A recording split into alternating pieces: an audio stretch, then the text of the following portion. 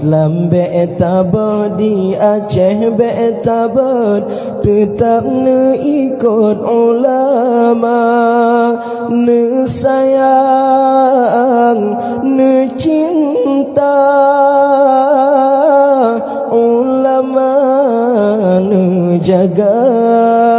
be'legam ja cuca ulama, ne jaga iman lam tubuh behasedi yo yo betat ne